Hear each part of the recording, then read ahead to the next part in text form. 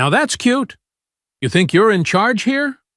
On a crowded Friday night, two black twin sisters, Danielle and Dominique Carter, were harassed, threatened, and arrested by power-tripping, drunk, off-duty cops at a local bar. Mocked for their looks, treated as outsiders, and manhandled in front of silent onlookers, they were paraded as easy prey, women to humiliate, victims with no power to fight back. But the officers never realized who they were cuffing. Before this night, the Carter sisters had survived harder battles, honed by years as FBI agents. The cops thought they were breaking two women. In truth, they were igniting their own downfall. Before we go any further, comment where in the world you are watching from and make sure to subscribe, because tomorrow's story is one you don't want to miss. The bar's usual Friday night chatter died down as Danielle Carter stared directly into Sergeant Rick Dalton's bloodshot eyes.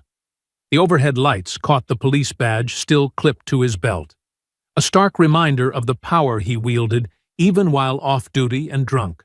"I said back off," Danielle repeated, her voice steady and firm. She remained seated but straightened her spine, refusing to be intimidated. Rick's smirk widened as he leaned closer, the smell of whiskey heavy on his breath. "Or what, sweetheart? You gonna make me?" His massive frame towered over their table, casting a shadow across the sisters' faces. Officer Mark Stevens chuckled, a low, ugly sound. He positioned himself behind Dominique's chair, placing his meaty hands on the backrest. "We're just being friendly. Don't they teach manners where you girls come from?" Dominique's fingers tightened around her glass, but her face remained calm. She glanced at Luis behind the bar, who was wiping the same spot over and over. His jaw clenched as he watched the scene unfold. The youngest officer, Kyle Boyd, swayed slightly on his feet.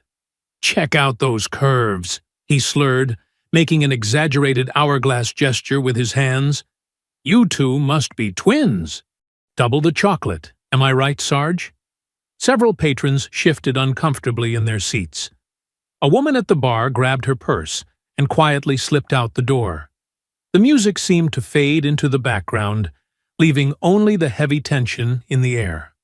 "Last warning," Danielle said, her dark eyes never leaving Rick's face. "Walk away while you still can." Rick grabbed an empty chair from a nearby table, dragging it across the floor with a screech that made everyone wince. He spun it around and straddled it backward, getting uncomfortably close to Danielle. "Now that's cute. You think you're in charge here?" He looked over his shoulder at his fellow officers. "Ladies seem to have forgotten whose town this is." Mark's hands slid from Dominique's chair to her shoulders. She went completely still, her expression hardening like stone. "Don't touch me," she said quietly, each word precise and measured. "Or what?" Mark squeezed her shoulders. "You gonna call the police?" All three officers burst out laughing at his joke. Luis appeared at their table, holding a tray of empty glasses as an excuse. "Gentlemen, maybe we should—" "Shut it, Luis," Rick snapped without looking at him. "Go back to washing dishes before I decide to check your papers again." Luis's face flushed, but he stood his ground. "Sergeant, I don't want any trouble in my bar." Kyle stumbled forward, bumping the table and sloshing the sisters' drinks. "Then tell these stuck-up by—" "Choose your next word very carefully," Dominique cut in, her voice like ice. "Oh, yeah?" Kyle leaned down, putting his face inches from hers. "Or what you gonna do about it, beautiful? Besides, looking like that in those shorts, you're basically asking for attention." Danielle's hand moved toward her purse, but Dominique caught her eye and gave a subtle shake of her head. This wasn't the time. Not yet. Rick noticed the exchange and grinned wider. "Got something in that purse you want to share with the class, princess?" "Just my lipstick," Danielle replied smoothly, "though I doubt it's your shade." Mark's grip tightened on Dominique's shoulders. "You know what your problem is? No respect for authority. But we can fix that, can't we, boys?" A young man at a corner table pulled out his phone, pointing it discreetly at the scene. Kyle noticed and started toward him, but Rick's sharp whistle stopped him. "Later," Rick said meaningfully. He turned back to Danielle, dropping all pretense of humor.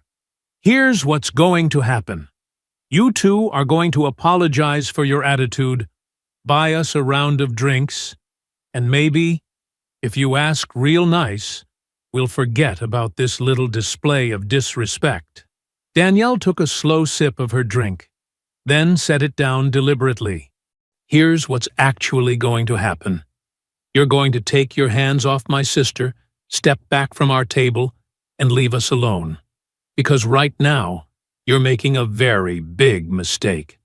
"That sounded like a threat," Rick said, his voice dropping dangerously low. "Mark, Kyle, did you hear a threat?" "Sure did, Sarge," Kyle said eagerly. "Definitely threatening an officer," Mark agreed, his fingers digging into Dominique's shoulders. Rick's smirk turned predatory. "Now that's a serious offense. Might have to take you ladies downtown, teach you some manners." The sisters exchanged another look, a lifetime of silent communication passing between them in an instant. The tension in the bar had reached a breaking point, like a rubber band stretched to its limit. The three officers moved in closer, forming a tight circle around the sisters' table. Rick's eyes roamed over their bodies with undisguised hunger, lingering on their legs exposed by their shorts. "Would you look at that?" Rick drawled, nudging Kyle.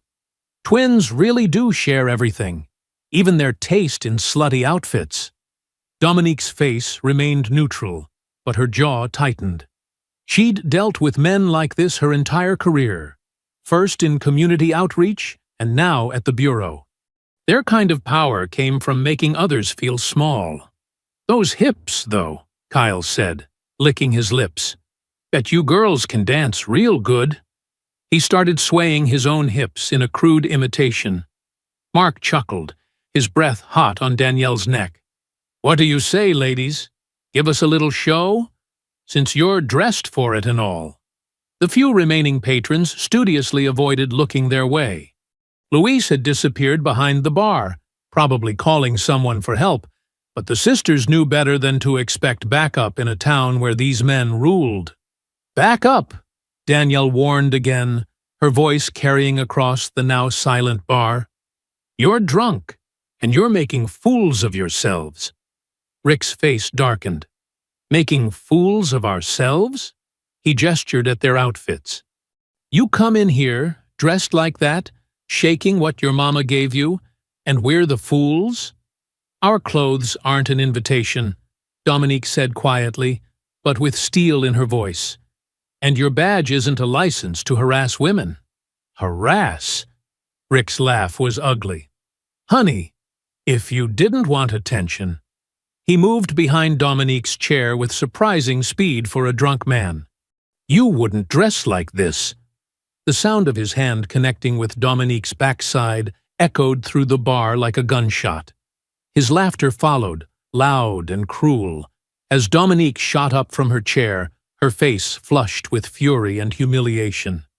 "You son of a—" Danielle lunged forward, but Mark was ready. His bulk slammed her against the wall, knocking the wind from her lungs. He pressed his forearm across her collarbone, pinning her in place. "What's the matter?" Rick taunted, still standing too close to Dominique. "Can't take a compliment from an officer of the law?" He reached for Dominique again, but she knocked his hand away. "Touch me again," Dominique said, her voice trembling with rage, "and you'll pull back a stump." Kyle giggled, pulling his handcuffs from his belt with an exaggerated flourish. The metal clinked ominously in the tense silence. "Ooh, now that's definitely a threat against an officer." Around them, patrons stared into their drinks or at their phones, shoulders hunched. A middle-aged couple near the door gathered their things and hurried out. Nobody wanted to witness what was coming next. Nobody wanted to be the next target. "Someone's getting awful hostile," Mark said, increasing the pressure on Danielle's chest. "Maybe we should take this somewhere more private. Teach you ladies some respect." Danielle struggled against Mark's grip, her training screaming at her to fight back, to protect her sister. But she forced herself still, knowing that one wrong move now could spiral into disaster. Rick moved closer to Dominique, using his height to loom over her. His breath reeked of whiskey and spite as he growled, "Let me explain something real clear. This is my town." He jabbed a finger into her chest. "My streets." Another jab. "My rules." Kyle jangled the handcuffs again, grinning like a kid on Christmas morning. "And rule number 1 is, you don't talk back to cops. Especially not when we're being so nice," Mark added, his free hand moving to stroke Danielle's hair. She jerked her head away, and his fingers tangled painfully in her curls. Rick circled Dominique like a shark, his eyes never leaving her body. "See? We could have had a real good time. Could have shown you girls some real Southern hospitality." His hand shot out, grabbing Dominique's wrist when she tried to step away. "But now you've gone and hurt our feelings." Luis appeared at the edge of the scene, his face pale but determined. "Sergeant Dalton, please. They're customers." "Did I stutter before, Luis?" Rick's voice dropped to a dangerous whisper. "One more word from you, and ICE will be real interested in that back room of yours." Luis's mouth snapped shut, his hands balling into helpless fists at his sides. "Smart man," Rick sneered. He turned back to Dominique, twisting her wrist until she gasped. "Now, you're going to learn what happens when you disrespect officers in my town." Kyle stepped forward eagerly, handcuffs raised. "Want me to do the honors, Sarge?" "Ladies first," Rick said, yanking Dominique closer. He leaned in until his lips nearly touched her ear. "You don't talk back to cops in my town." Kyle moved behind Dominique with practiced efficiency, roughly yanking her arms back. The handcuffs snapped closed around her wrists with a metallic click that seemed to echo through the silent bar. Her breath hitched as the cold steel bit into her skin, Kyle deliberately making them too tight. "Not so high and mighty now, are you?" Kyle sneered, shoving Dominique down. Her knees hit the sticky floor hard, making her wince.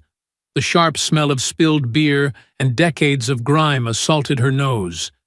Mark had Danielle pinned face first against the wall, her cheek pressed against the rough wooden paneling. She could feel splinters catching at her skin as he twisted her arms behind her back. Rick hummed, circling them like a vulture. "All that sass, all that thickness, means nothing when you're in cuffs." His eyes raked over their bodies again, lingering where their shorts had ridden up from the rough handling. "Should have played nice when we gave you the chance." Dominique's shoulders burned from the awkward angle Kyle held her arms. She could feel every pair of eyes in the bar, either staring or deliberately looking away. The humiliation burned hotter than the physical pain, knowing these drunk bullies were putting on a show of power. "Please," Luis's voice cracked as he stepped forward, hands raised. "They haven't done anything wrong. Let me call them a cab." Rick whirled on him, closing the distance in 2 quick strides. He grabbed Luis by the collar, shoving him back against the bar. "You say one more word, and I'll have this whole place shut down faster than you can say health code violation." His voice dropped lower, venomous. "How many illegals you got working in that kitchen, Luis? How many fake papers?" Luis's face went ashen. His hands trembled as he backed away, but Dominique caught the subtle movement as he slipped his phone deeper into his apron pocket.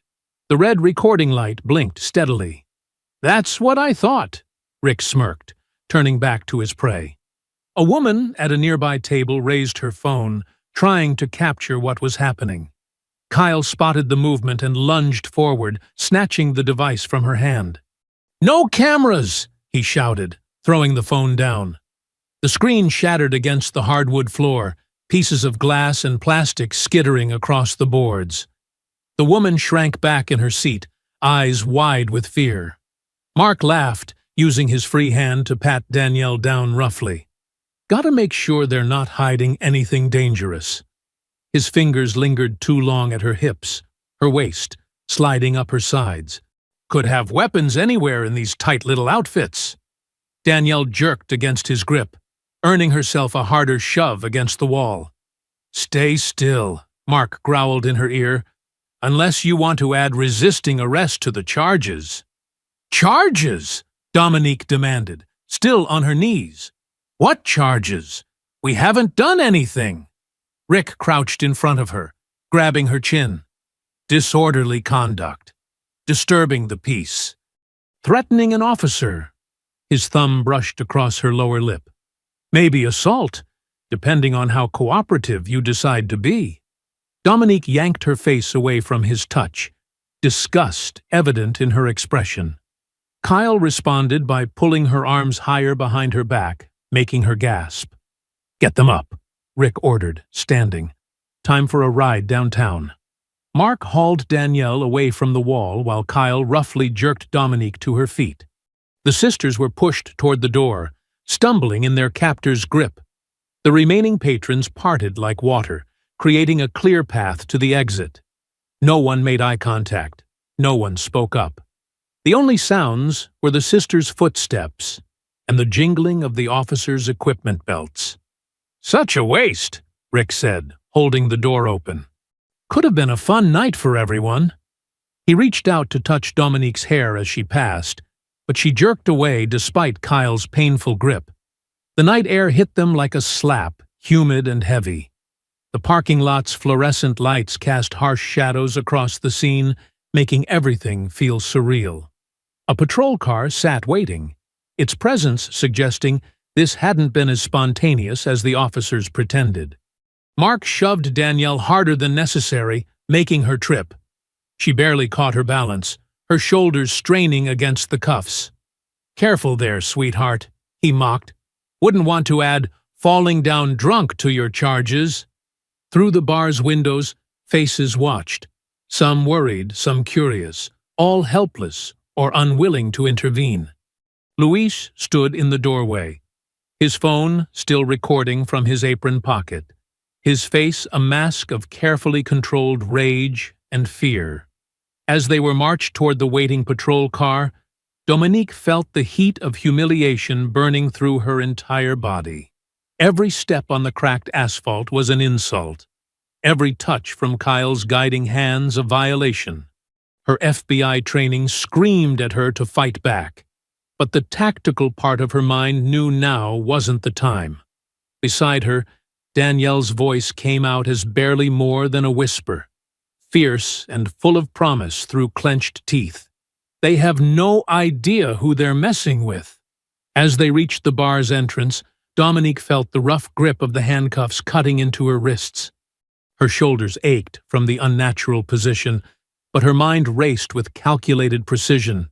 Years of FBI training had prepared her for moments like this, when everything seemed lost, but opportunity still lurked in the details. She twisted her hands behind her back, fingers straining against the metal restraints. Kyle's drunken focus was more on shoving her forward than watching her hands. With practiced flexibility, she managed to work 2 fingers into her back pocket, where her badge case sat heavy against her thigh. The leather case was slick with sweat, making it harder to grasp. Dominique bit her lip, concentrating through the pain as she worked the case, free millimeter by millimeter. Finally, she felt it slide free. With a subtle flick of her wrists, she let it drop. The badge case hit the wooden floor with a heavy thud that seemed to echo through the tense silence. It landed face up, the golden shield catching the bar's dim light. The FBI seal was unmistakable. "Federal Bureau of Investigation," Dominique announced, her voice carrying across the now silent room. Despite the bruise blooming on her cheekbone where Kyle had grabbed her face earlier, her tone remained steady and authoritative. Her eyes swept the crowd, making sure every witness understood the gravity of what they were seeing. The patrons who had been averting their eyes now stared openly, phones discreetly emerging from pockets. The air in the bar seemed to thicken with tension as the implications sank in. Danielle stepped forward, shrugging off Mark's momentarily loosened grip. She stood tall despite her bound hands, chin raised in defiance. "You're assaulting federal agents," she added, her words sharp as ice picks in the silence. Her dark eyes locked onto Rick's face, watching the realization hit him. For a moment, Rick just stared at the badge on the floor, his alcohol-flushed face frozen in surprise. Then, like a switch being flipped, he burst into loud, forced laughter. The sound was ugly, more threatening than amused. "Well, ain't that cute?" He kicked the badge case, sending it skittering across the floor. "You think that fancy little card means anything here?" His voice dropped to a dangerous growl. "This is my town. My rules." He nodded to Kyle, who immediately yanked the cuffs tighter on Dominique's wrists. The metal dug deeper into her skin, drawing a sharp intake of breath despite her efforts to stay stoic. Kyle's breath was hot against her neck as he leaned in close. Should have kept that pretty mouth shut. Around them, the crowd shifted uncomfortably. The sound of phones being unlocked and camera apps opening filled the tense silence. Rick's head snapped toward the noise, his face darkening. "Anyone takes a picture," he announced to the room. "They'll be joining these ladies downtown. Interference with police business is a serious offense." His hand rested meaningfully on his holstered weapon. Luis moved carefully behind the bar, his movements deliberately slow and non-threatening.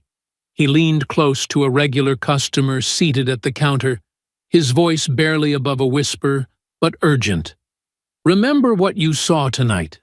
Remember everything." The patron gave a subtle nod, eyes fixed on his drink. Mark grabbed Danielle's arm again, his fingers digging into her bicep hard enough to leave marks.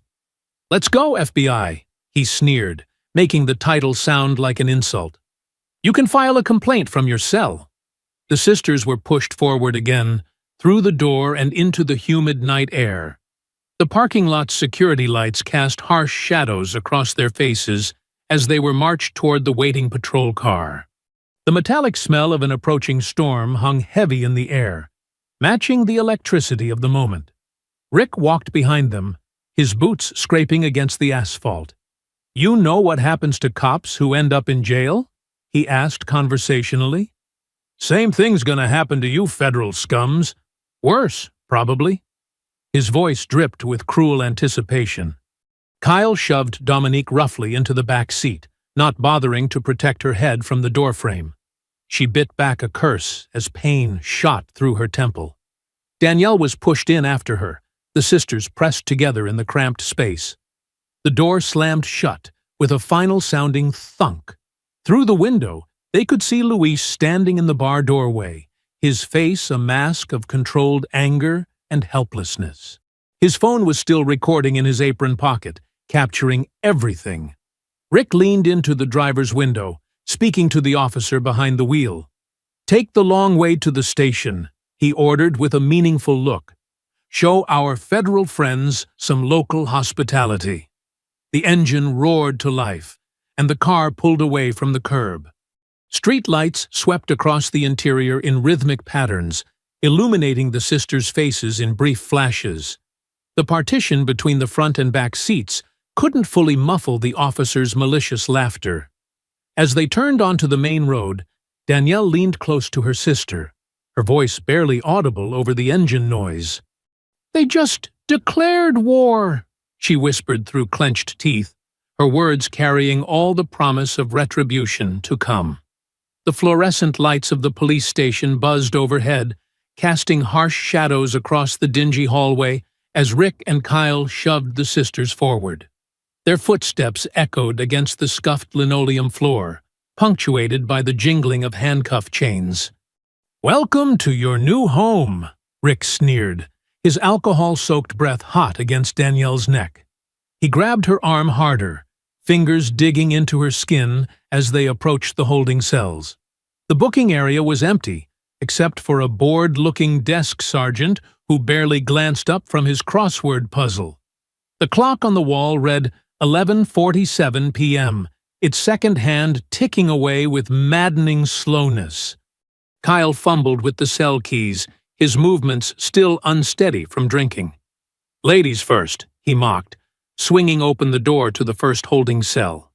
The metal hinges screamed in protest, the sound setting teeth on edge. Dominique stumbled as Rick pushed her roughly into the cell, her shoulder hitting the concrete wall. Without removing her handcuffs, he slammed the door shut. The lock clicked with a sound of finality.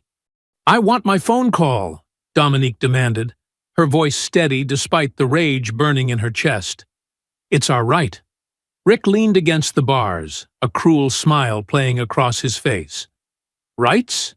You got no rights here. This ain't the FBI building with your fancy rules."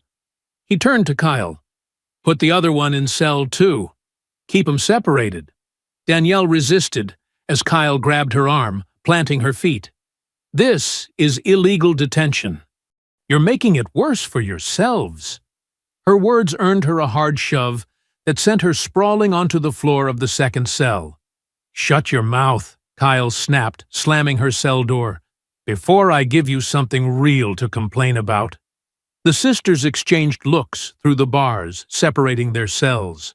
Dominique's face was set in a mask of controlled anger, while Danielle's eyes blazed with barely contained fury. They'd been through tough situations before, but this felt different, more personal, more dangerous. Rick settled behind the booking desk, pulling out incident report forms with exaggerated ceremony. "Now, let's see. What should we charge you with?" He began writing, his pen scratching against the paper. "Resisting arrest, definitely. Assaulting an officer. You did take a swing at Kyle, didn't you?" He winked at his fellow officer. "That's a lie," Danielle protested, gripping the cell bars. "There are witnesses." "Witnesses?" Kyle laughed, joining Rick at the desk. "Ain't nobody saw nothing. Right, Rick?"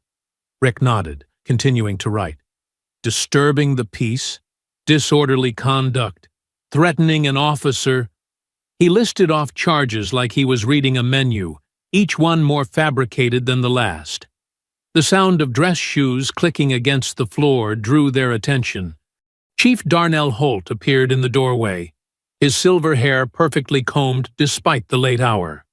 His presence seemed to lower the temperature in the room. "Gentlemen," he said quietly, his calm voice somehow more threatening than Rick's loud threats. "I understand we have some federal agents causing trouble in my town." He picked up Rick's incomplete paperwork, reviewing it with practiced indifference. His eyes scanned the charges, a slight smile tugging at the corner of his mouth. My, quite a list of infractions." Dominique stepped forward in her cell. "Chief Holt, your officers physically assaulted us without cause, falsely arrested us, and are now fabricating charges. We demand—" "You demand nothing." Holt cut her off, his voice still eerily pleasant. He walked slowly between the cells, hands clasped behind his back. "You know, it's interesting. We get outsiders in here sometimes, thinking their fancy titles mean something, thinking they can come in and— what's the word? Investigate?" He stopped in front of Danielle's cell, studying her like a specimen under glass. "Bad things tend to happen to people who push too hard in my town. People disappear into the system. Paperwork gets lost. Charges multiply." His smile never reached his eyes. "Even FBI badges won't save you from that." The threat hung in the air like smoke, choking the oxygen from the room. Rick and Kyle exchanged satisfied smirks, enjoying the show their boss was putting on. "You can't intimidate us," Danielle said, her voice low and dangerous. "We've dealt with corrupt cops before." Holt chuckled, the sound devoid of humor. "Corrupt? That's such an ugly word. I prefer to think of it as maintaining order." "My order." He straightened his tie. "You have a choice, ladies. You can take your disorderly conduct charges, spend the night here, and leave town tomorrow with your tails between your legs. Or he let the alternative hang unspoken. Or what? Dominique challenged. You'll make us disappear? Add us to your collection of victims? Victims? Holt's eyebrows rose in mock surprise. I don't see any victims here. Just two drunk women who attacked my officers and are now facing the consequences of their actions. That's what the paperwork will show anyway. He handed the forms back to Rick. Finish processing them. I want everything done by the book. Our book. With a final cold smile at the sisters, he turned to leave. Rick and Kyle returned to their paperwork, now emboldened by their chief's approval. The scratching of their pens mixed with their occasional laughter as they invented more details for their false report. Danielle pressed against the bars, separating her cell from Dominique's, her voice barely above a whisper. This isn't about us, she said, watching her sister's face in the harsh fluorescent light. It's about how many others they've buried. The hours crawled by like years. The station had grown quiet, with only the occasional shuffle of feet or distant phone ring breaking the silence. The clock now read 2:13 a.m., and the sisters had settled into a watchful waiting game. Danielle paced her cell, 6 steps forward, 6 steps back, her bare feet cold against the concrete floor. Their shoes had been taken during processing, along with their phones and jewelry. Standard procedure, they'd said, though nothing about this was standard. Dominique sat on her thin metal bunk, back straight against the wall, eyes focused on the hallway. Neither sister had spoken much since Chief Holt's threat, but their minds were racing, cataloging every detail, every face, every word spoken. The sound of soft footsteps drew their attention. A young officer appeared, carrying 2 paper bags and paper cups of water. Jenny Morales. They'd noticed her earlier, hovering at the edges of the booking area, her discomfort with the situation visible in her tense shoulders and averted eyes. Dinner, she announced, loud enough for anyone listening to hear. Standard issue sandwich and chips. Her voice dropped to barely above a breath as she approached Danielle's cell first. Don't trust anyone here. This isn't the first time. Danielle accepted the paper bag, her fingers brushing against Morales's hand. She felt something slip between them, a small folded piece of paper. Without changing her expression, she let it slide into her palm. Morales moved to Dominique's cell, maintaining the pretense of routine food delivery. Her movements were careful, measured, as if being watched. The water fountain's broken, so you'll have to make do with cups, she said at normal volume, then whispered, they do this at least once a month, usually to black women passing through. Dominique took her meal, her face a mask of defeat for any watching eyes. Thank you, officer, she said, slumping onto her bunk as if resigned to her situation. After Morales left, the sisters ate in silence, but their minds were racing. Danielle waited until she heard the night shift changing in the distance before carefully unfolding the note under her thin blanket. A phone number was written in tight, neat handwriting, followed by the words, Emergency FBI Contact, Deputy Director Marcus Chen. They've done this before, Dominique murmured, her voice so low it was almost subvocal. Multiple victims. Multiple witnesses, Danielle corrected, equally quiet. She tore the edge of her paper bag, using it to memorize the phone number before eating the note. We just need to survive the night. The sandwich was stale, the chips staler, but they ate everything. They needed their strength. Through the small window high in the wall, they could see the moon hanging like a watchful eye. A drunk was brought in around 3 a.m., his loud protests echoing through the holding area. Rick and Kyle appeared, roughing him up more than necessary before throwing him in a cell further down. They paused to leer at the sisters. How are our FBI superstars doing? Rick taunted, rapping his nightstick against the bars. Not feeling so tough now, are you? Danielle kept her eyes down, shoulders slumped. Dominique curled up on her bunk, turning her face to the wall. They heard Kyle laugh. "Look at that," he said. "All that attitude gone already. Maybe they're learning their place." "'Bout time," Rick agreed. Chief was right. They ain't so special after all. The officer's footsteps faded away, followed by the sound of a door closing. The sisters remained in their poses of defeat until they were sure they were alone. "They're getting sloppy," Dominique whispered. "Overconfident?" Danielle nodded slightly. "Did you see the camera in the corner?" "It's just for show. The red light isn't on." "No recording system," Dominique confirmed. "They don't want evidence of what happens in here." "But that works both ways." Danielle shifted on her bunk, keeping her voice low. "They can't prove what we do or don't do either." The night stretched on, marked by the occasional check from the desk sergeant, clearly one of Holt's trusted men, given his smirk each time he passed. The sisters maintained their act of broken spirits, heads down, shoulders slumped, occasional sniffles for effect. Around 4 a.m. they heard Rick and Kyle returning from what sounded like another arrest. Their voices carried down the hallway, bourbon loud and unguarded.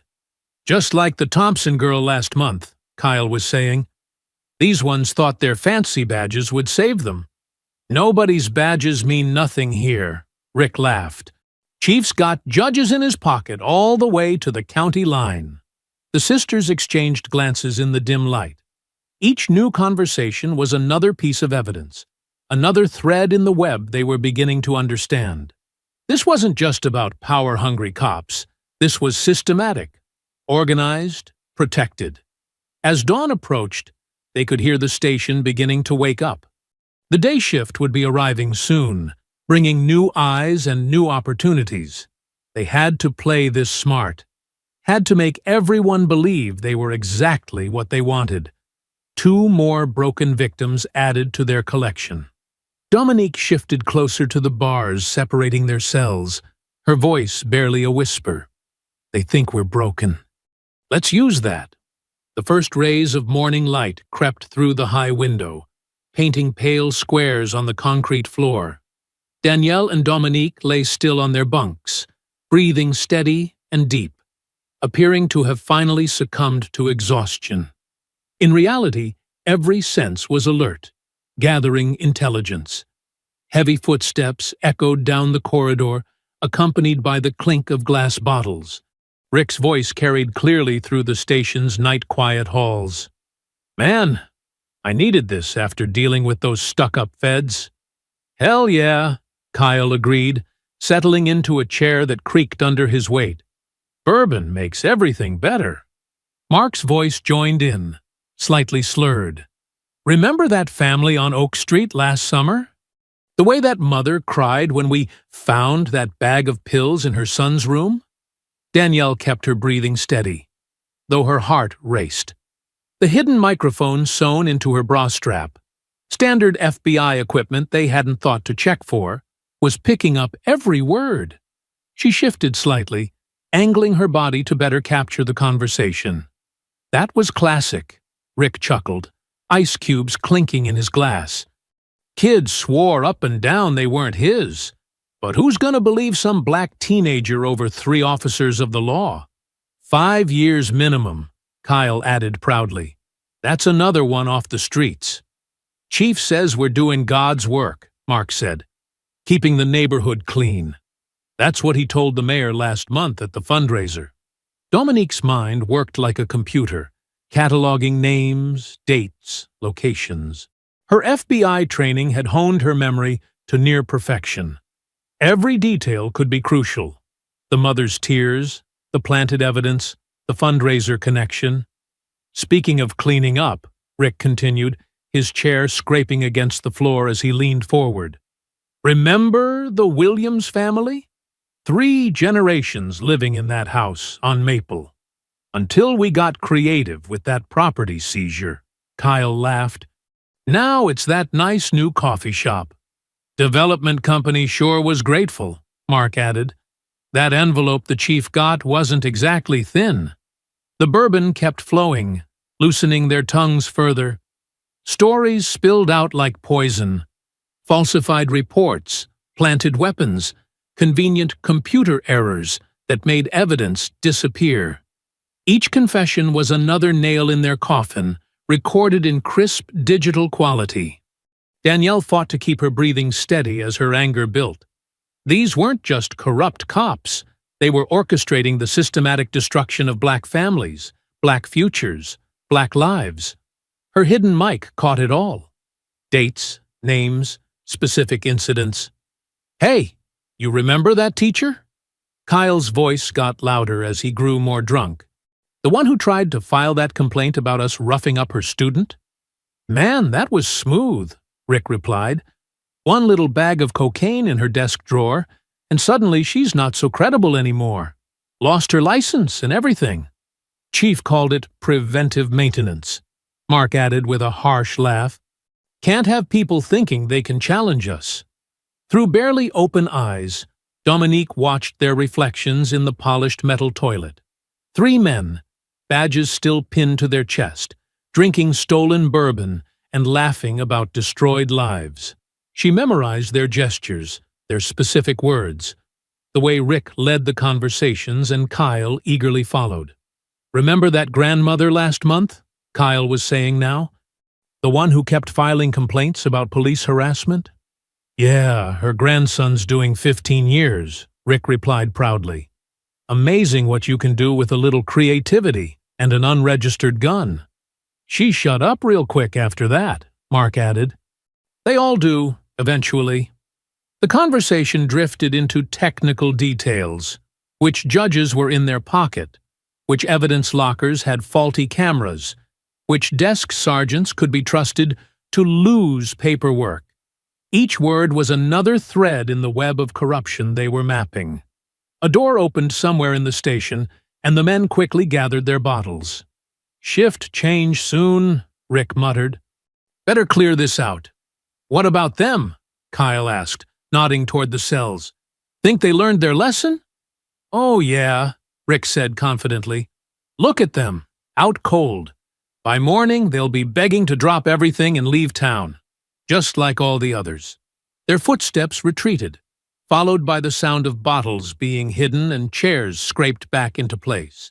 The station began to show signs of waking. Distant phones ringing, doors opening and closing, voices carrying from the front desk. When the corridor was completely clear, Danielle opened her eyes fully, meeting her sister's gaze. They didn't need words to communicate. They'd been doing this their whole lives. Dominique raised an eyebrow slightly, asking the silent question, "Did you get it all?" Danielle gave an almost imperceptible nod.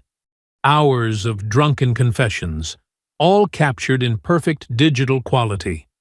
Names, dates, specific crimes, enough to start an investigation that would rip the roof off this corrupt department.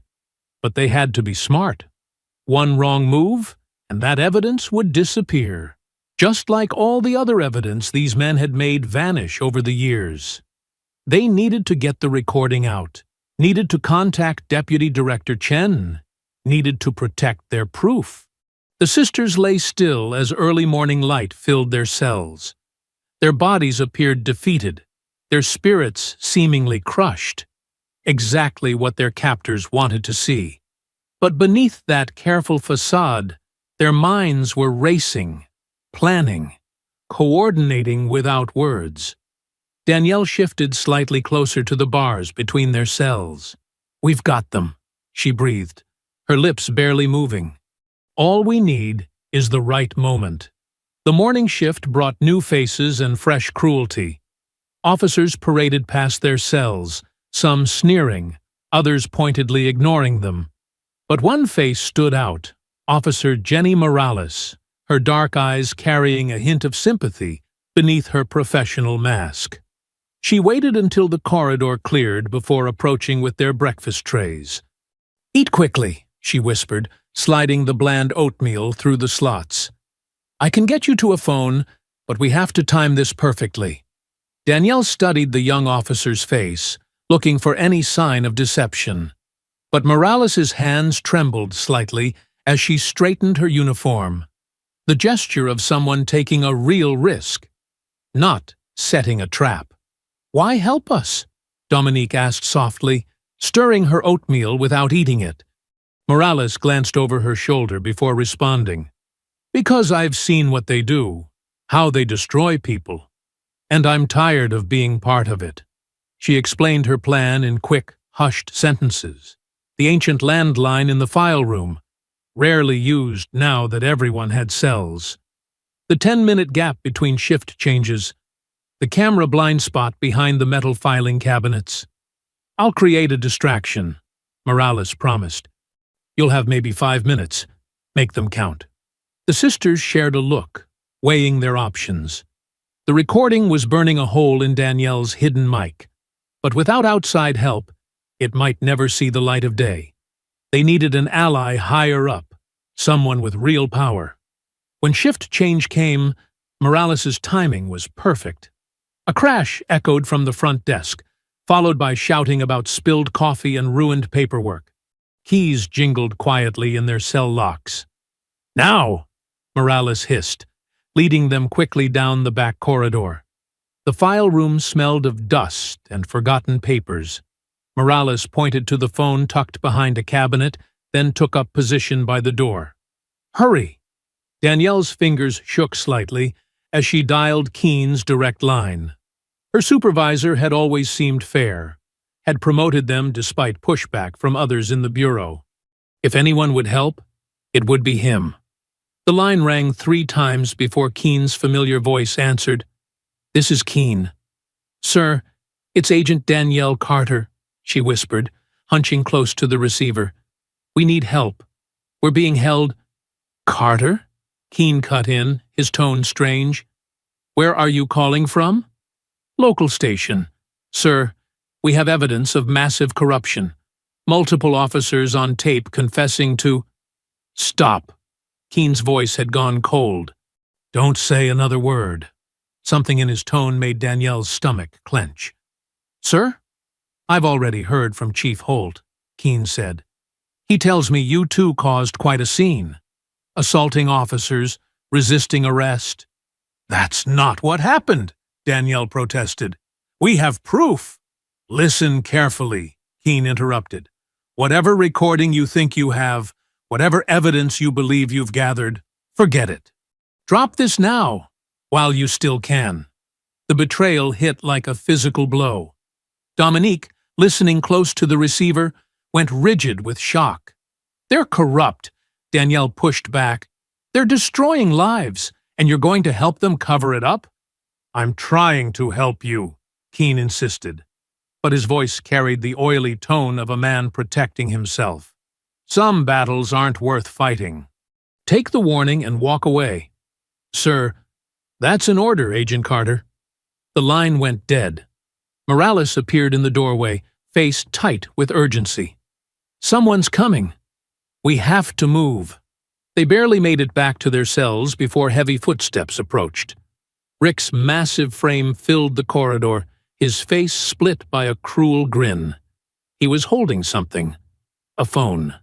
Their blood ran cold as he held it up, displaying a text message. "Well, well," he drawled. "Just got an interesting call from your FBI boss. Real understanding guy, that Keen. Says you two are problem agents, always causing trouble. Says we should handle this locally." Dominique exploded forward, her fists striking the cell bars with enough force to make them ring. The sound echoed through the station like a bell of rage. "You corrupt piece of—" "Now, now," Rick cut her off, wagging his finger. "Is that any way to talk to an officer of the law? Especially after your own superior confirmed what troublemakers you are." Danielle stood perfectly still, her fury running so deep it had crystallized into something cold and sharp. They had counted on Keen, trusted him, believed in the system he represented. His betrayal wasn't just personal. It was a betrayal of everything the badge was supposed to stand for. "What's wrong?" Rick taunted. "Realizing nobody's coming to save you? That's right. You're all alone here. No backup, no cavalry, no justice. Just us, teaching you your place." He strutted closer to Dominique's cell, clearly enjoying her rage. "Your boss sends his regards, by the way. Says we should take our time. Make sure the lesson really sinks in." Dominique's knuckles were bleeding from striking the bars, but she didn't seem to notice. Her eyes burned with a fury that made even Rick step back slightly. But it was Danielle's response that sent a chill through the corridor. No outburst, no threats, just 4 words, spoken with deadly calm. "Then we burn them all." The intensity in her voice made Rick's smirk falter for just a moment. Because it wasn't the threat of a desperate prisoner. It was a promise from someone who had nothing left to lose and everything to prove. He covered his unease with a harsh laugh and walked away, but the sisters' eyes followed him. They had lost their ally in the Bureau, lost their faith in the system, lost every option except one: taking down the entire corrupt machine, no matter the cost. Later that night, Morales slipped back to their cells, her steps quick but cautious. "I have a message," she whispered, pretending to check their restraints. "Luis, the bartender, he wants you to know he has something. Something important." Danielle leaned closer to the bars. "What do you mean?" "He had cameras," Morales explained softly. "Hidden ones, for security. The night at the bar, he got everything. But he needs help getting the footage out safely." Hope flickered in Dominique's eyes. "Can you arrange contact?" Morales nodded slightly. "I know someone. Maya Green, investigative journalist. She's been trying to expose corruption here for years, but nobody would talk. Until now." The next day, Maya arrived under the pretense of interviewing the sisters about their criminal behavior. The guards let her in, smirking at what they assumed would be another hit piece against 2 troublemaking FBI agents. Maya was sharp-featured and intense, her pressed blazer at odds with the grimy interview room. She set up her recorder with practiced efficiency, then leaned in close. "Luis contacted me," she whispered, pretending to adjust her microphone. "I've seen the footage, but there's more. So much more. Judge Wilkes has been collecting evidence for years." "Clarence Wilkes?" Danielle asked quietly. "The retired circuit judge?" Maya nodded. "He's been documenting cases of police corruption since before you 2 were born. Watching, waiting for the right moment, for someone brave enough to take them on." She pulled out a legal pad, ostensibly taking notes for her article. But what she wrote made both sisters' eyes widen. "Meeting tonight. Wilkes's house. Luis bringing footage. I have files, police scanner frequencies, badge numbers, bank records." Dominique glanced at the guard outside, then mouthed silently, "How?" "Morales," Maya wrote. "She's helping coordinate. We have 2 hours during shift change. Timeline critical." The rest of the interview proceeded normally, Maya asking pointed questions while the sisters gave carefully vague answers. But underneath, plans were forming, hope building like a slow tide. That evening, everything aligned perfectly. During shift change, Morales accidentally disabled the cell block cameras for maintenance. The sisters were moved to separate holding rooms for questioning, rooms with windows facing the parking lot. Within minutes, they were in Maya's car, crouched low beneath blankets as she drove calmly past the station's security checkpoint. The guard barely glanced at her press pass. Judge Wilkes's house was modest but well kept, set back from the road behind old oak trees. The judge himself answered the door, tall and dignified despite his age, with kind eyes that carried decades of witnessed injustice. "Welcome," he said simply, ushering them inside. "We have much to discuss." Luis was already there, his laptop open on the dining room table. "I have everything," he said, his voice tight with controlled anger. "Not just that night. Years of footage, them bragging about planted evidence, beating suspects, shaking down businesses. The judge nodded grimly. And I have the court records to match. Cases where evidence appeared mysteriously. Witnesses who changed their stories after conversations with officers. Patterns of targeted harassment against minority communities. Maya spread her own files across the table. Bank accounts in the Cayman Islands. Suspicious property purchases. A network of corruption reaching all the way up to state level. And now we have proof of FBI involvement, Danielle added, thinking of Keene's betrayal. They worked through the night, piecing together evidence, building connections, documenting patterns. Luis's footage provided faces and confessions. The judge's records showed the legal framework of corruption. Maya's financial investigations exposed the money trail. "Look at this," Dominique said, pointing to a pattern in the arrest records. Every time someone tried to speak up, they were arrested within days. Then their lives were systematically destroyed. Jobs lost, families harassed, homes foreclosed. They're not just corrupt, the judge said heavily. They're organized, efficient. This is generations of systematic oppression, refined into a machine. But machines can be broken, Maya countered, her eyes bright with purpose. We have what we need. Real evidence, multiple sources, irrefutable proof. Luis nodded firmly. And witnesses. People are ready to talk now. They just needed to know they weren't alone. The judge smiled slightly. In all my years on the bench, I've never seen a case this strong. Or people this determined to see justice done. The night wore on. Papers covered every surface. Laptops hummed. Phones buzzed with messages from more people coming forward, each with their own piece of the puzzle, their own story of injustice. As dawn approached, Dominique stood by the window, watching the sky lighten. The weight of all they'd learned, all they were fighting for, settled on her shoulders, not as a burden, but as a source of strength. She turned to the room, to these allies who had risked everything to help them, to her sister who had never wavered, to the growing stack of evidence that would expose decades of corruption. We're fighting for more than just us now, she said, her voice filled with quiet determination. The others looked up, seeing in her face the same fire that burned in their own hearts, the unshakable belief that justice, though long delayed, would finally be served. Maya's heels clicked against the pavement as she hurried to her car.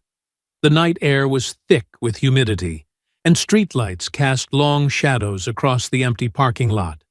Her briefcase was heavy with evidence. Photos, documents, USB drives filled with Luis's recordings. She didn't notice the dark van until it was too late. Two men in ski masks jumped out. Maya turned to run, but a third man appeared behind her. She swung her briefcase, landing a solid hit, but they overwhelmed her quickly. The sound of fists hitting flesh echoed in the darkness. "Should have minded your own business," one attacker growled, stomping on her laptop and phone. They left her bleeding on the asphalt, taking her briefcase and everything in it. A passing driver found her 20 minutes later and called 911. At the hospital, Maya lay unconscious, tubes snaking from her arms. Her face was swollen, ribs cracked, right arm broken in 2 places. The doctors said she was lucky to be alive. Across town, Luis was closing up his bar when he smelled smoke. He ran to the back room and found flames already climbing the walls, feeding on gasoline someone had poured everywhere. The fire spread impossibly fast. He tried to reach his office. His laptop was there, with copies of everything. But the heat pushed him back. Smoke filled his lungs. The crackle of flames turned into a roar. Luis barely made it out before the building collapsed. He stood in the street, coughing and watching his livelihood burn. Fire trucks arrived, but it was too late. The bar was gone, and with it, years of recorded evidence. Officer Rick Dalton watched from his patrol car across the street, a satisfied smile on his face. In their cells, Danielle and Dominique learned about Maya and Luis from Officer Morales, who looked pale and shaken as she whispered the news. "Maya's in intensive care," she said quietly. "Luis lost everything. And they're saying—" She swallowed hard. "They're saying you two arranged it all from in here. New charges are being filed. Conspiracy, arson, attempted murder." Danielle's hands clenched into fists. "That's insane. We've been locked up. They're claiming you have outside accomplices," Morales explained. "They've got witnesses who'll swear they heard you planning it during visiting hours." "More lies," Dominique said bitterly. "More false witnesses." Chief Holt appeared then, looking smug. "Quite a night," he said, tapping his baton against the bars. "Shame about your friends, but that's what happens when people don't know their place." He slid copies of the new charges through the slots. "You'll be transferred to maximum security tomorrow. Can't have dangerous arsonists in our little jail, can we?" After he left, Danielle read through the paperwork, her jaw tight with anger.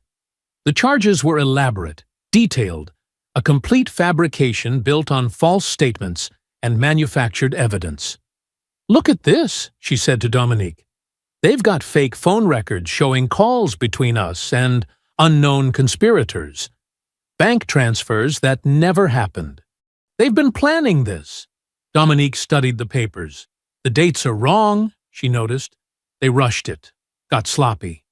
"Not that it matters," Danielle replied. "They control everything. The evidence, the witnesses, the system itself." A guard brought their dinner: cold bologna sandwiches and weak coffee. Neither sister touched the food. "Maya knew too much," Dominique said quietly. "The financial records, the offshore accounts. She could trace the money." "And Luis had video proof," Danielle added. "Years of them discussing crimes right there in his bar, thinking no one was recording." They fell silent as heavy footsteps approached. Rick and Kyle swaggered past, making a show of checking the locks. "Sleep tight, ladies," Rick called. "Tomorrow's gonna be a long day. Hope you like prison food." When they were gone, Dominique moved closer to the bars separating their cells. "What about Judge Wilkes? His records?" "Morales says his house was broken into this afternoon," Danielle replied. "Everything taken.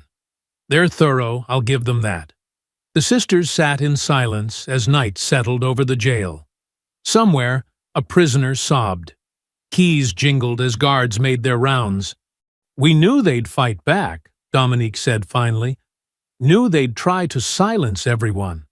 But this—" Danielle gestured at the charges. "They're not even trying to be subtle anymore. They're panicking." A cockroach scuttled across the floor between their cells. Dominique watched it disappear into a crack in the wall. "Maya will recover," she said. "Luis will rebuild. We're not finished." "No," Danielle agreed. "We're not. And neither are they. This is just the beginning of how far they'll go to keep their power." Through the narrow window, they could see stars appearing in the darkening sky. The same stars they'd watched as children, dreaming of justice, swearing to fight against bullies and corruption. Dominique reached through the bars. Danielle clasped her hand tightly. "They're desperate," Danielle said, her voice hard with determination. "Which means we're close."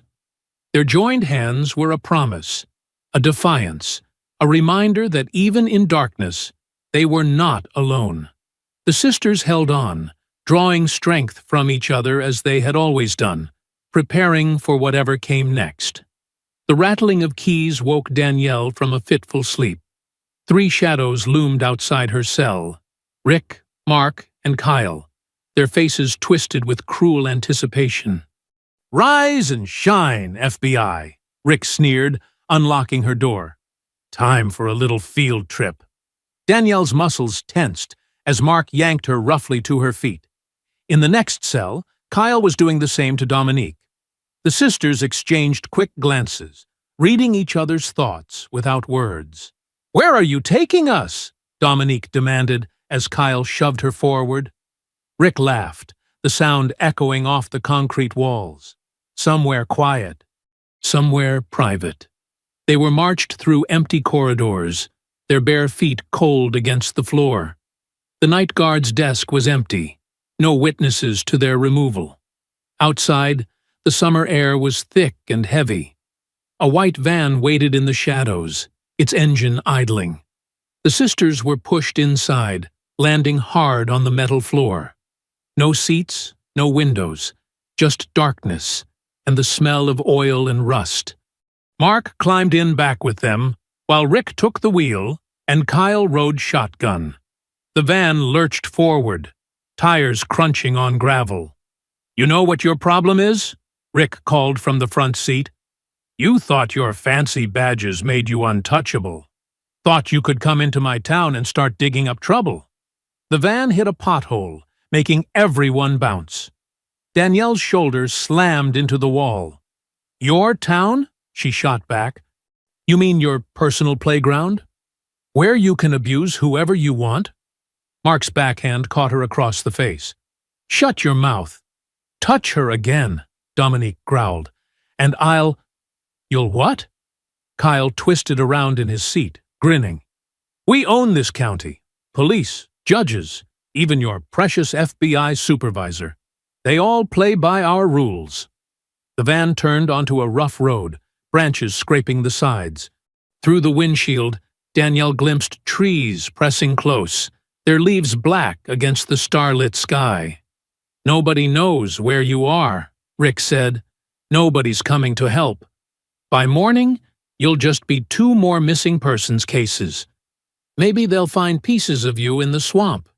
Maybe not." The sisters sat back to back, drawing strength from each other's presence. Danielle felt Dominique's fingers brush hers, a silent signal they'd used since childhood. Stay alert. Wait for an opening. After 20 minutes of bumpy road, the van stopped. When the back doors opened, the smell of stagnant water and rotting vegetation filled the air. An abandoned warehouse loomed ahead, its broken windows like empty eye sockets in the moonlight. "Home, sweet home," Rick announced, shoving them toward the building. "At least for the next hour or so.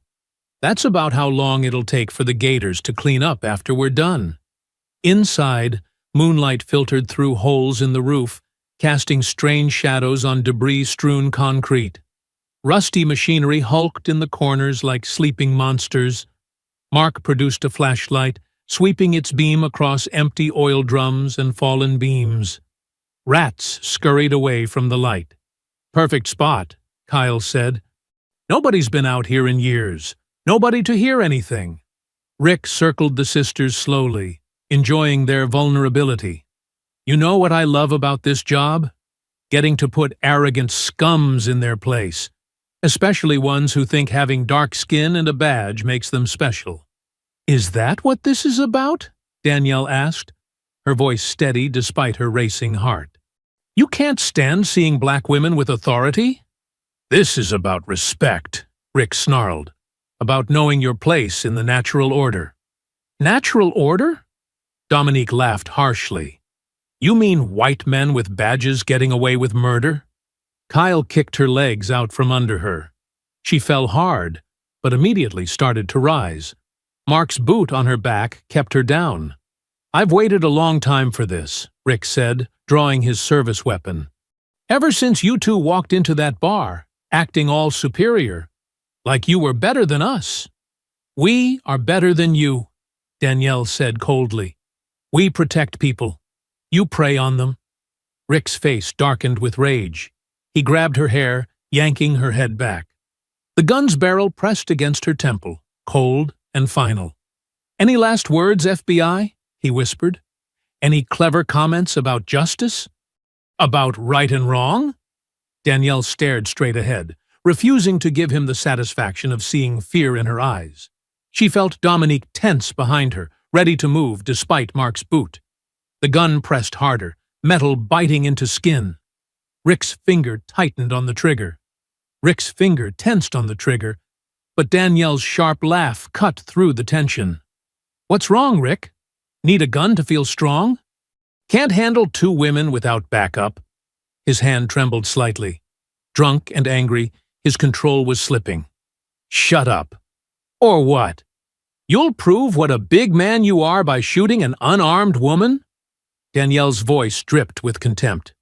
"That's your style, isn't it? Picking on people who can't fight back?" Behind her, Dominique slowly worked the hair clip from her braids, while Mark's attention was fixed on Danielle's words. Her fingers moved carefully, feeling for the handcuff's lock. "You think you're so smart?" Rick growled, pressing the gun harder. "Think you can talk your way out of this?" "No, I think you're a coward," Danielle continued, noting how his rage made him step closer. "A small man with a badge, terrorizing people because it's the only way you can feel powerful." Kyle shifted uneasily. "Just shut her up already." "What's wrong, Kyle?" Danielle taunted. "Getting nervous? Worried someone might actually stand up to you for once?" Mark's boot lifted slightly as he turned toward the argument. That was all Dominique needed. The handcuff clicked open. "You know what your problem is?" Danielle kept pushing. "You're used to people being afraid, used to them backing down. But we're not afraid of you." Rick's face twisted. "You should be. Why? Because you've got a gun? Because you've got drunk friends to hold us down?" Danielle's eyes blazed. "That just proves how weak you really are." With a roar of rage, Rick swung the gun to strike her face. But Danielle was ready. She ducked, the weapon whistling past her ear. In the same instant, Dominique exploded upward, driving her elbow into Mark's gut. He doubled over with a grunt of pain.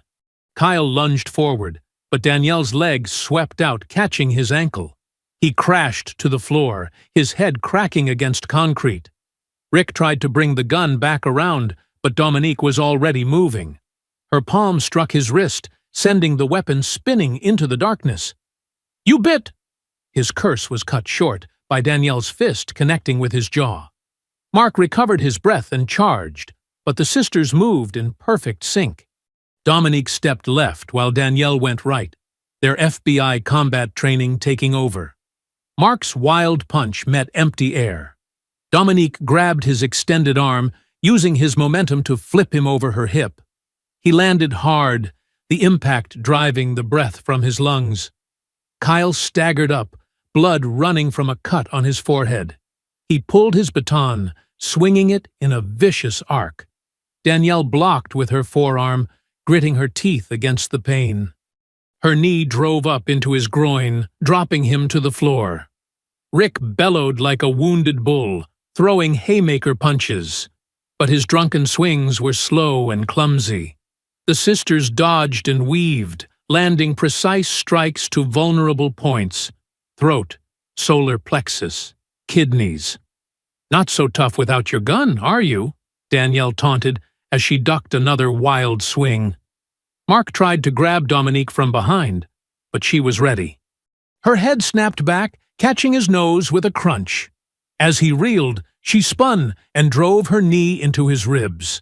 Kyle struggled up again, fumbling for his pepper spray. Danielle's kick sent it flying from his hand. Her follow-up punch laid him out cold. Rick managed to land a glancing blow to Dominique's shoulder, but she rolled with it, converting the momentum into a spinning kick that caught him in the temple. He stumbled, dazed. Mark pulled his backup piece, but Danielle was too close. Her hands locked around his wrist, twisting sharply. The gun clattered to the floor as bones snapped. His scream echoed off the warehouse walls. Through it all, the sisters moved like dancers in a deadly ballet, each anticipating the other's moves, creating openings, covering blind spots. Years of training and shared instincts made them devastating against the drunken, undisciplined cops. Rick tried to bull-rush Dominique, but she sidestepped smoothly. His own momentum carried him into a support beam with a resounding clang. He slumped to his knees, vision swimming. Kyle stirred feebly, but stayed down, while Mark cradled his broken wrist, moaning. Dominique retrieved Rick's dropped handcuffs, approaching him as he knelt dazed on the concrete. The metal clicked shut around his wrists, tight enough to bite. "Welcome to our world," she said coldly. "How does it feel to be helpless?" Danielle stood over him, voice hard with triumph. "Checkmate." Rick's eyes were unfocused, blood trickling from a cut above his eye. The warehouse was silent except for harsh breathing and Kyle's quiet groans. The mighty sergeant, so full of swagger and menace just minutes before, knelt defeated on the filthy floor. His own handcuffs bound him, while his backup lay unconscious or injured. The tables had turned completely. The sisters stood tall, breathing hard but victorious. Despite bruises and scrapes, they were unbroken. Their FBI training, combined with the strength born of years facing down bullies and bigots, had proven superior to drunken brutality. Rick's head slumped forward in defeat, his bravado finally shattered. The natural order he'd bragged about had been upended. The predator had become prey. Danielle pulled a small device from her boot, a modified body camera that had survived the pat-downs. With practiced moves, she activated the FBI uplink system, its tiny red light blinking to life. "What's that?"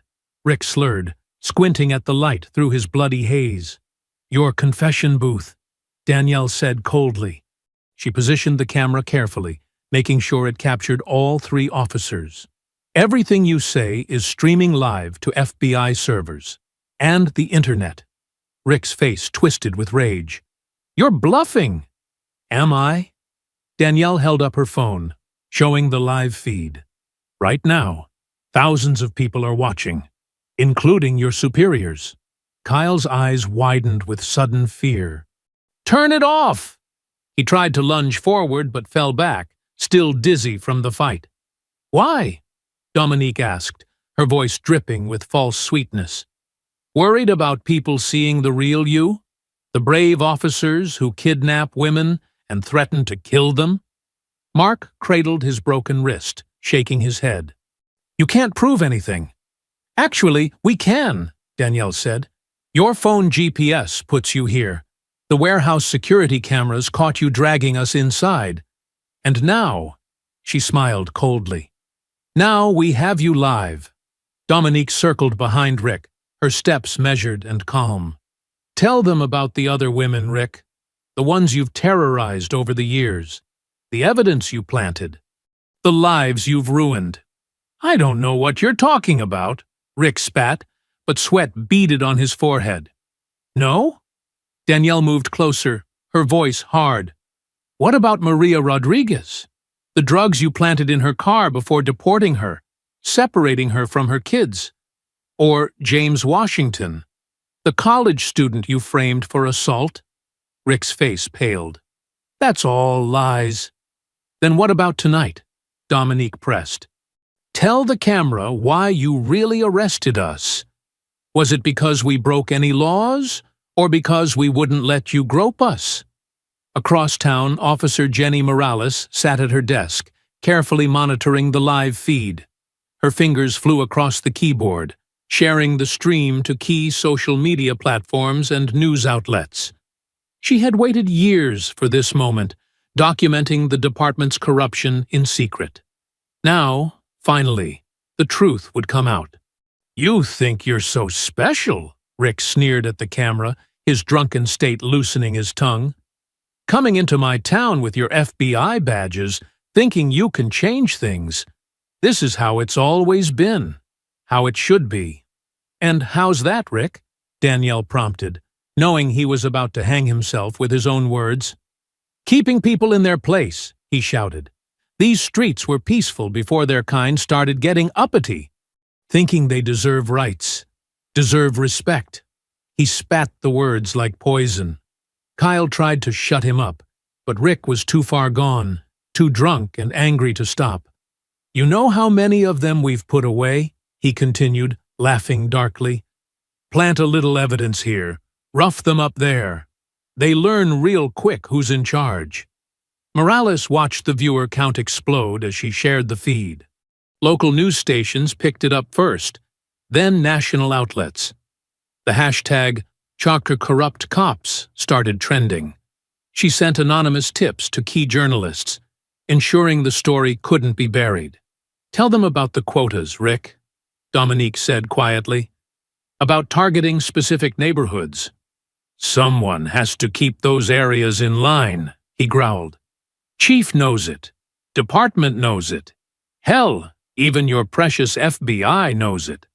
"Why do you think your supervisor warned us you were calling?" Danielle's eyes narrowed. "So you admit Supervisor Keene is working with you?" Rick's drunken brain caught up too late. His face contorted with rage as he realized what he'd revealed. "You set me up!" he screamed, struggling against the cuffs. "You tricked me." "No, Rick," Danielle said calmly. "We just gave you enough rope to hang yourself. Everything you've said is your truth. Your real face." The warehouse doors burst open as FBI tactical teams swarmed in, followed by state police. Morales had made sure the feed reached the right people. "This is all lies!" Rick screamed into the camera as agents surrounded him. "They attacked us! They're the criminals!" But the evidence was undeniable. The live stream had caught everything: his threats, his confessions, his racist rants. Millions had watched him reveal the ugly truth behind his badge. The sisters stood side by side, watching coldly as Rick continued to rave. His power was gone, stripped away by his own words and actions. The camera kept rolling, documenting his final meltdown for the world to see. "You're under arrest," a senior FBI agent announced, reading Rick his rights as other agents secured Kyle and Mark. "You can't do this to me!" Rick thrashed against the cuffs. "I'm a police officer." "Not anymore," Dominique said softly. Danielle kept the camera steady, ensuring every second was captured. Across the internet, comments and shares exploded. The story was breaking wide open, and there would be no containing it this time. In the police station, Morales smiled grimly as she watched other officers frantically trying to damage control. But it was too late. The truth was out, streaming across millions of screens. Rick's eyes locked onto the camera one last time, filled with impotent rage. "This is all lies!" he screamed as agents began leading him away. The sisters simply stared back at him, their expressions cold and satisfied. Justice, so long denied, was finally being served. The morning sun blazed over the small town as federal vehicles swarmed the streets. Black SUVs and tactical units converged on the police station, their lights flashing against the brick walls. News vans lined the sidewalks, cameras rolling as the story that had exploded overnight continued to unfold. Chief Darnell Holt sat in his office, watching the chaos through his blinds. His phone hadn't stopped ringing since the warehouse live stream went viral. Mayors, commissioners, reporters, all demanding answers he couldn't give. His carefully constructed empire of lies was crumbling. The door burst open. Federal agents flooded in, weapons drawn. "Chief Darnell Holt," the lead agent announced, "you're under arrest for conspiracy, obstruction of justice, and civil rights violations." Holt's face remained stoic as they cuffed him, but his hands trembled slightly. News cameras tracked his walk of shame through the station. Officers who had feared him for years now turned away, avoiding his gaze. Some were already talking to federal investigators, eager to save themselves. "No comment," Holt muttered as reporters shouted questions. But his carefully crafted image as the town's protector shattered with each flash of the cameras. Across town at the FBI field office, Robert Keene's world imploded just as spectacularly. He sat rigid in his chair as internal affairs agents boxed up his awards and credentials. 25 years of service, he said quietly. Gone because of those sisters. Gone because you betrayed your badge, the Internal Affairs agent corrected, dropping a thick indictment on his desk. Conspiracy, obstruction, abuse of power. The evidence is overwhelming. Keene's face reddened. I was protecting established relationships. You were protecting corrupt cops who terrorized innocent people. The agent cut him off. And you did it for years. Outside the field office, reporters captured Keene's disgrace as he was led out in handcuffs. His polished appearance had crumbled. His tie hung loose, his hair disheveled. The man who had built his career on loyalty to power now had no one loyal to him. At the county jail, Rick, Mark, and Kyle were processed into cells, their badges and uniforms replaced with orange jumpsuits.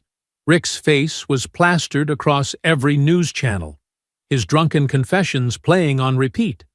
His racist rants had become a national symbol of police corruption. "My life is over," Kyle whimpered in his cell.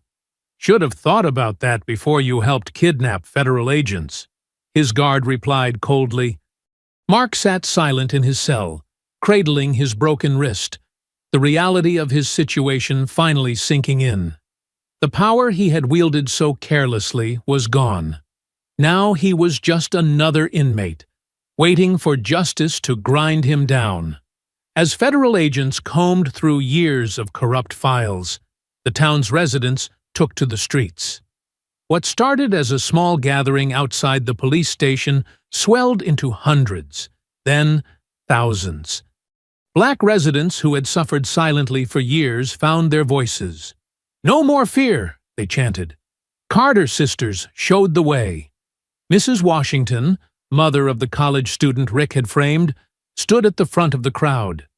"My boy lost 3 years of his life because of their lies," she told news cameras, tears streaming down her face. "But today, the truth is finally out." Retired Judge Wilkes addressed the protesters, his voice strong despite his age. "I saw the corruption from the bench, but they threatened anyone who spoke up. The Carter sisters did what many of us couldn't. They stood their ground and exposed the truth." Luis, the bartender whose hidden recording had helped build the case, received a standing ovation from the crowd.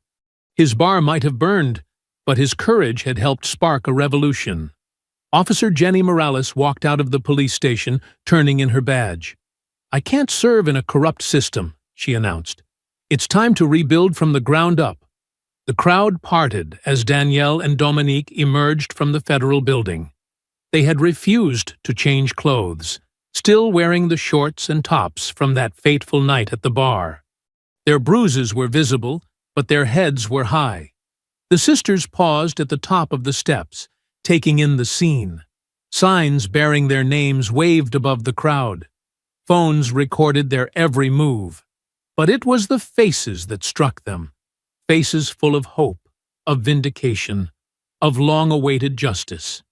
"When they assaulted us in that bar," Danielle addressed the crowd, her voice carrying across the square, "they thought we would be easy victims. They were wrong. But this isn't about us," Dominique added. "This is about every person they've terrorized, every life they've tried to destroy, every voice they tried to silence." The crowd roared in response. Elderly residents who remembered segregation wiped tears from their eyes. Young activists raised their fists in solidarity. The sisters had given them all something precious, proof that the powerful could fall. Together, Danielle and Dominique descended the steps into the waiting crowd. People reached out to touch them, to thank them, to share their own stories of abuse at the hands of corrupt officers. Mrs. Washington hugged them both. "You gave us our dignity back," she whispered. The sisters moved through the crowd, accepting embraces and words of gratitude. They had come home to expose corruption and found a community ready to rise. Behind them, the corrupt system they'd exposed continued to crumble. But here, surrounded by the people they'd helped liberate, Danielle and Dominique Carter walked with their heads high, unbroken and unbowed.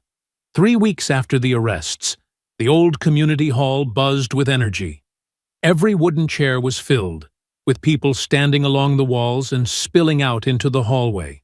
The worn floorboards creaked under the weight of so many bodies, and the evening light filtered through dusty windows, casting long shadows across eager faces. Maya Green stood at the podium, her notebook open before her. The bruises from her attack had faded, but her determination burned brighter than ever. She adjusted her glasses, scanning the crowd that had gathered to hear the truth finally spoken aloud. "Tomorrow, my full investigation hits the press," she announced, her voice firm and clear. 6 months of digging, hundreds of interviews, and thousands of documents. We're exposing every false arrest, every planted evidence case, every instance of brutality that was covered up. The crowd murmured, a mix of pain and vindication in their responses. An elderly man in the front row nodded slowly, tears streaming down his weathered face. His grandson had spent 5 years in prison on fabricated charges. "The story doesn't end with Rick Dalton and his cronies," Maya continued, flipping through her notes. "We've uncovered a network of corruption spanning 3 decades. Judges who looked the other way, prosecutors who buried evidence, politicians who profited from our silence." She paused, making eye contact with faces in the crowd. "But most importantly, this story is about you. The mothers who lost sons to false charges, the business owners who paid protection money, the witnesses who were threatened into silence. Your voices are finally being heard." Judge Clarence Wilkes rose from his seat, his tall frame still commanding respect despite his age. He made his way to the podium with measured steps, each one echoing in the attentive silence. "I sat on that bench for 30 years, he began, his deep voice resonating through the hall. "Watched good people get crushed by a system that was meant to protect them. Every time I tried to speak up, they threatened to destroy my family." He gripped the podium, his knuckles whitening. "But those days are over. Chief Holt's network is exposed. His allies are scrambling to save themselves. Federal investigators are reopening hundreds of cases." His voice swelled with emotion. "This town is ours again." The crowd erupted in cheers and applause. People hugged each other, some crying openly. Mrs. Washington stood up, raising her son's college acceptance letter. He'd been released and cleared of all charges, ready to restart his life. Officer Jenny Morales, now working with the federal task force, shared updates on the investigation. 17 officers have been indicted so far. The FBI's Civil Rights Division is establishing a permanent presence here. We're rebuilding the department from scratch, with community oversight. Luis, still operating his bar from a temporary location while rebuilding, spoke about the night that started it all. When those officers attacked the Carter sisters, they thought it would be just another abuse of power. Instead, it became their downfall. The crowd turned as Danielle and Dominique Carter entered from the back, making their way to the front. They moved through the audience, accepting hugs and words of gratitude. Their presence commanded attention, not from fear like the corrupt officers had used, but from earned respect. Danielle took the podium first, her FBI badge glinting under the hall's lights. "When we came home that night, we were just 2 sisters wanting a quiet drink," she began, her voice carrying to every corner. "But what happened to us had happened to so many others. The only difference was we had the training and resources to fight back." She paused, looking at the faces before her. "Justice is never given," she declared, her words ringing with conviction. "It's fought for, every day, in every way possible. Sometimes with badges and courts, sometimes with cameras and protests, sometimes with simple courage to speak truth to power." Dominique joined her sister, their shoulders touching in solidarity. The men who attacked us thought their badges made them untouchable, she added. They were wrong. No one is above the law, and no one is beneath justice. She smiled, gentle but determined. And tonight, we fought for all of us. For every person they tried to break, every family they tried to destroy, every truth they tried to bury. The hall filled with applause again, people rising to their feet. Young activists who had organized the protests stood beside elderly residents who had endured decades of abuse. United in victory, united in determination to prevent it from happening again. Maya returned to the podium, holding up advance copies of her exposé. Tomorrow, the whole country will know what happened here. But more importantly, they'll know how we fought back, how a community found its voice and demanded better. Judge Wilkes nodded solemnly. This isn't just about punishing the guilty. It's about building something better. A justice system that serves everyone equally. A police force that protects rather than terrorizes. A community where truth matters more than power. As the meeting wound down, people lingered, sharing stories and plans for the future. The sisters stood together, watching the scene unfold. They had helped break decades of silence, but the real power lay in the community that had risen up once given the chance. Finally, as the evening deepened into night, Danielle and Dominique stepped out of the community hall. The street was quiet now, but not with the fearful silence of before. This was a peaceful quiet, the kind that comes after truth has won out over lies. Side by side, they walked into the darkness, their footsteps echoing on the sidewalk. Behind them, the corrupt system they'd exposed sat behind bars, its power broken. The fight for justice would never truly end, but in this town, at least, the silence had been shattered forever. I hope you enjoyed that story. Please share it with your friends, and subscribe so that you do not miss out on the next one. In the meantime, I have handpicked 2 stories for you that I think you will enjoy. Have a great day.